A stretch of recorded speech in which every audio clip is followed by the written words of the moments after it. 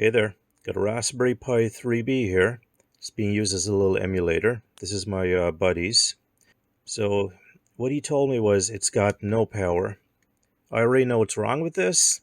I've done a little bit of testing beforehand. Don't even need a screwdriver. This is a very quick fix.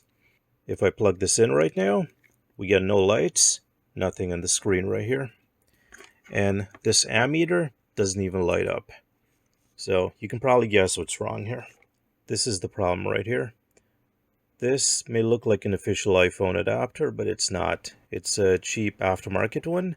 Claims to be 1 amp, which theoretically should be enough to power this guy. But I would really recommend you get something that's, something like this, a 2.3 amp power brick. I suspect this thing, it may be a little bit ambitious in what it claims.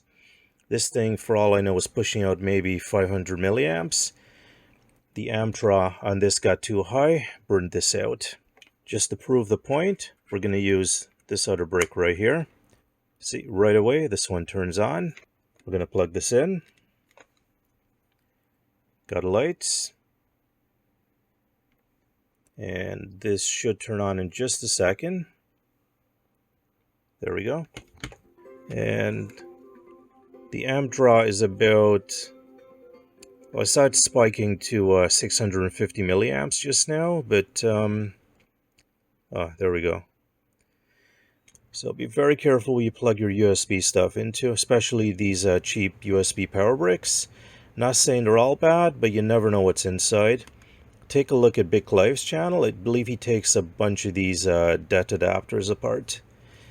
But yeah, that was essentially it. Just needed a better power brick. Take care, folks. See you around.